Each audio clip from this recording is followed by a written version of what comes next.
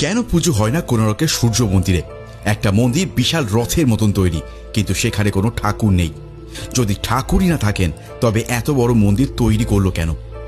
উত্তর জানলে চমকে যাবে তোমরা।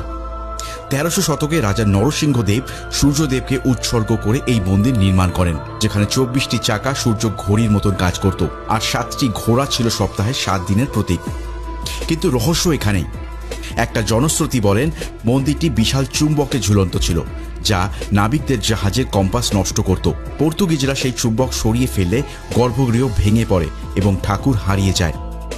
আবার অনেকেই মনে করেন মাত্র 12 বছর বয়সের এক বালক ধর্মপদ নিজের প্রাণ দিয়ে এই মন্দিরটি নির্মাণ সম্পন্ন করেছিলেন। তার সেই মৃত্যুকে অপবিত্রতা ধরে নিয়ে এখানে আর কখনো পুজো হয়নি। আজও সেই কক্ষ চিরতরে বন্ধ, কেউ জানে না ভেতরে কি আছে। এটাই ভারতের সবথেকে রহস্যময় মন্দির, কোণারক।